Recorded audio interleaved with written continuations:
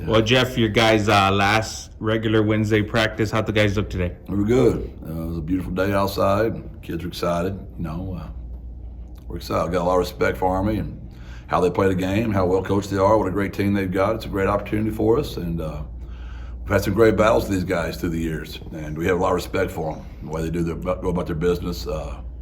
But we have a lot of respect for the way we go about our business too. Your defense has kind of made a calling card with being aggressive. Is this matchup kind of counterintuitive to that because you have to stay so eye discipline and watch your feet and the edge and things like that? Yeah, I mean, everything about Army is counterintuitive. That's why they play the way they do. They're very tactical. They know what their program's about. Jeff's been there for a long time with his staff, and they know their kids, and they know what best suits them to be successful, which is what all great coaches do.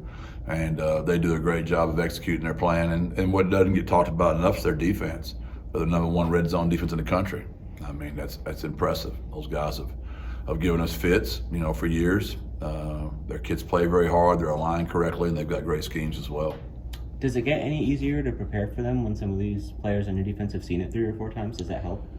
No, obviously just the reps, but you only get to see it once a year. So you don't get any spaced repetition of doing it. It's a tough ask. It is. It's just so unique, and it's really a cool offense to study. People just think it's, if you just stop the fullback and just stop the quarterback and just stop the pitch.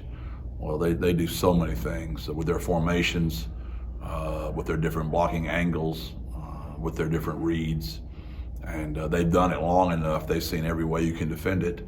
So as soon as you show them how you're going to defend it, they've got the counter to that. And how many counters can you have to their counter in 1 week is pretty tough. On your defense, Vic Shaw got some recognition for his play in the most recent game. What sort of stood out to you when you looked at his play? Just up the epitome of our team, just a kid that just continues to work. We recruited Vic out of Pleasant Grove, Texas, up in Texarkana. His coach does a wonderful job with him. Been a friend of mine for a long time. Him and Surratt fixed to hook up this week. Carthage and Pleasant Grove again. So,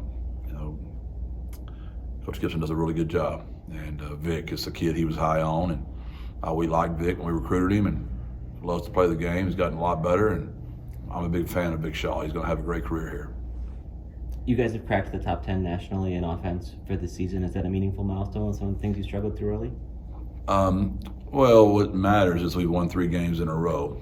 You don't get to those type of statistics unless you've got a great defense and you've got great special teams. It's all complementary football, and we did not play complementary football for the first month of the season. And we're starting to put those things together right now.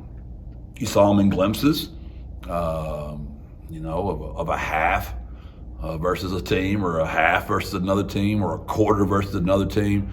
We're just finally starting to put them together for 4 quarters at the perfect time of the year to be doing it. Jeff, it's Thanksgiving weekend. What are you thankful for this week? Oh, man, I'm just so glad I'm getting to coach these kids more. I was terrified that this is going to be our last game, and just it was such a huge burden off our shoulders to know I'm going to coach them for another month. But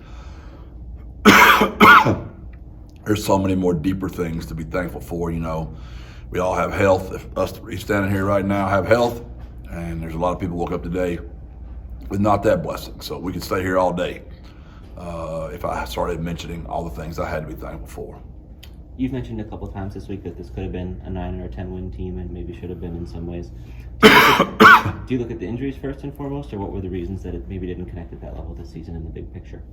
Oh, that's one of those 8-second questions. It's an all-day answer, so I don't have enough time. We'll be here the next Thanksgiving to answer all those questions.